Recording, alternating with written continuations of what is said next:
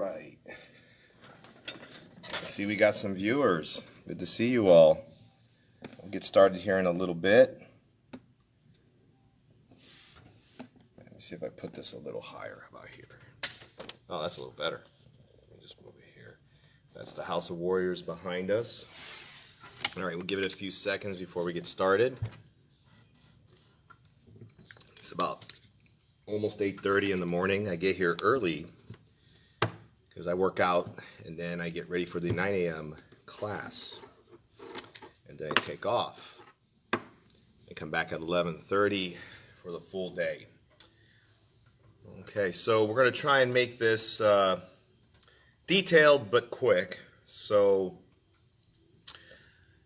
let's see, how do I put it? I put up a clip of me doing a form. My old instructor, William Johns, Sabumnin, sent me a video. I've seen the video a long time. It was from 2005. And so I excerpted the clip. It was like a 9-second clip of me doing one-two, which was a traditional form for like a fourth dan in Tangsudo, empi in Shotokan in Japanese karate. So yeah, I mean, I put it up there, and it was like a little throwback, because if everyone knows me, I really don't do classical martial arts anymore. I don't do that kind of stuff. So it's more kickboxing now. So I threw that out there, just to, hey, here's a little throwback, guys, for my students and whoever, just to kind of see where my past and all that is from. Not to embellish about this is like the best or this is what it is, you know, that's not my intention. I only put things out there historically, like this is where I came from. This is where I'm at right now, so you understand my evolution, my process. So that's why I put it out there. And if I'm doing this on YouTube, I'll put like the clip on the bottom over there so you can see it of me doing that form. Okay, it's a very short clip. Okay, now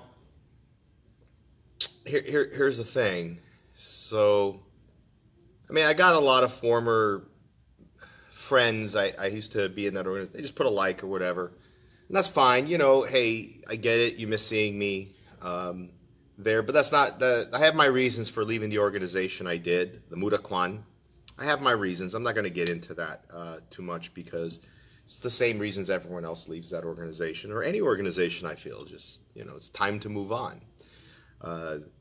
I think organizations are flawed to begin with. I think the Kwan model, or Kan in Japanese, is flawed. It doesn't work in the modern world. People have a little bit more introspective knowledge of martial arts, and there's more ease through, like what we're doing now, Facebook Live, or we're doing YouTube or Instagram, Facebook. I mean, we can get information out faster.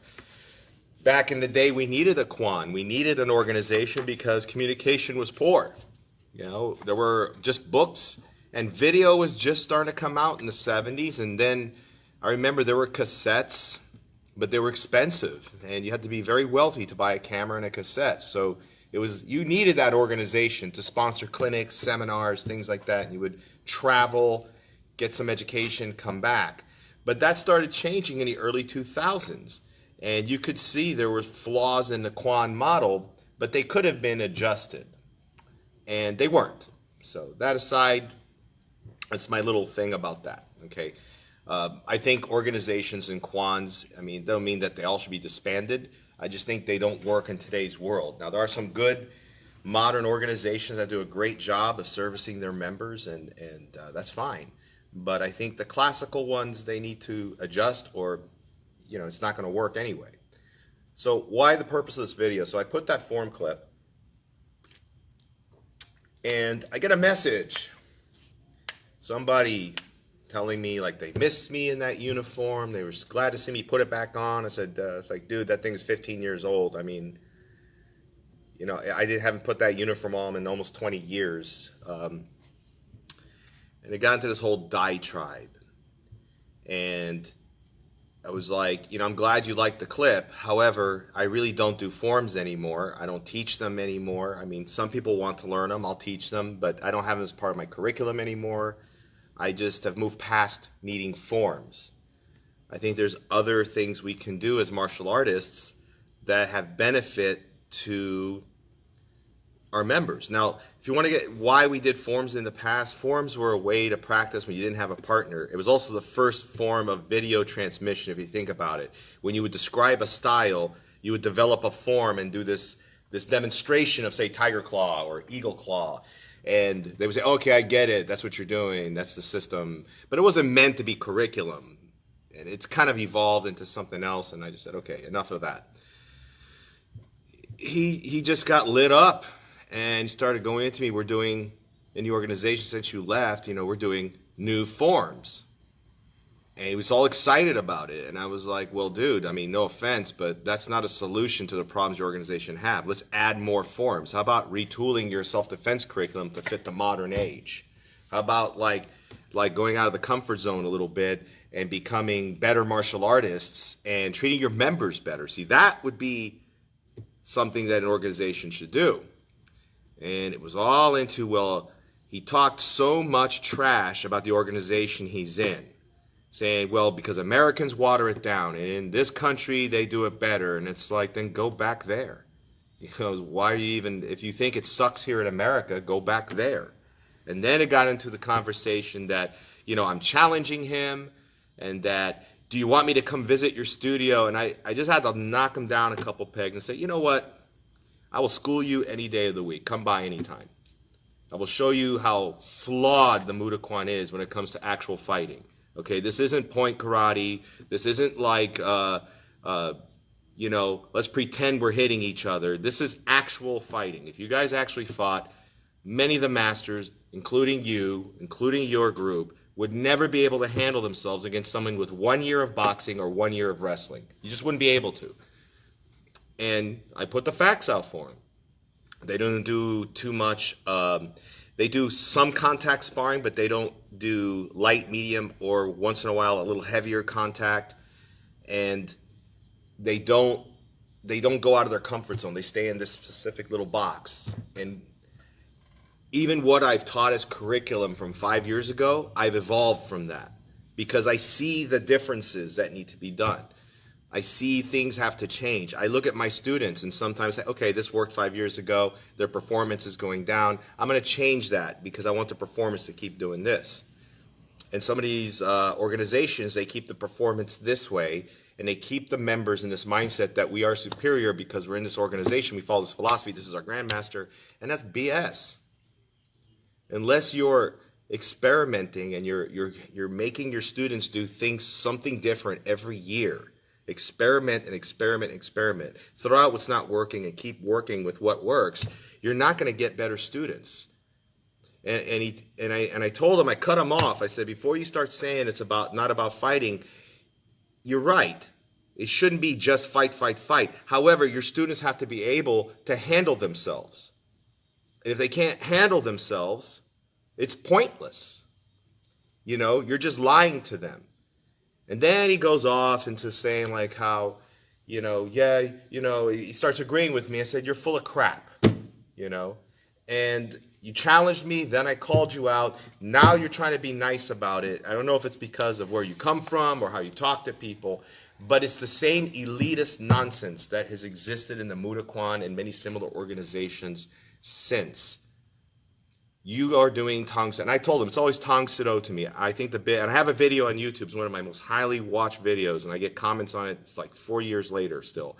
That the biggest mistake the Moo Duk Kwan has made is to change their name from Subak Do to Tang Soo Do and invent this whole nonsense about how, that's the actual ancient name.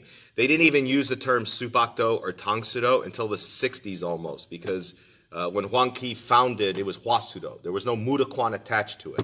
Moo Duk Kwan didn't have that. They didn't have the moniker Moo Duk Kwan until probably after the 50s. And then by visiting Li Wang Kuk, they introduced the term Tang Soo Do because it's just a generic name that means karate, Chinese hand method. Kang Soo Do for empty hand method. That's all it was. So and then he took the terms from wherever and he created something cool. And I think Old Tang Soo Do was great. It was very innovative. It was very simplistic. It wasn't overly complex. People could learn it. Whereas now it's so grandiose and so artsy that you exclude people who can't physically have talent. And then the ones who are your most loyal members and they don't perform very well, they're given a position and they're no way an authority on that martial art. And prove me wrong. Like I said, prove me wrong. Show me some Subak-do guy who goes into a ring and fights and wins. Because I haven't seen that since Chuck Norris.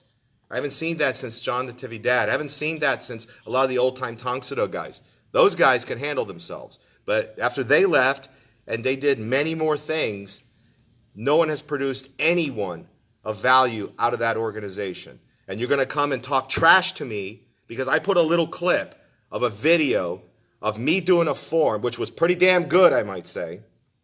And you do the same typical thing. Let's like, yes, you look great. But, you know, screw you.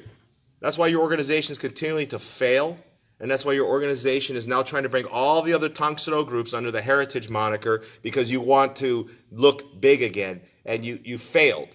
You have failed with your leadership, you have failed with your membership, and you have elitist snobs still running your organization. It's still going to fail. It's going to disappear. And that was proven by those messages I got from that member last night. You know, prove me wrong. Prove me wrong. I would love to be proven wrong on this. So, Moo Duk Kwan, you got to get your act together. You got to get your members in check. You got to get that elitist bullshit out. Because I will school you. I will school anyone on what real martial arts is. If I get another message like that, if I get treated like that again. All right, that's it. I got to teach some real people here.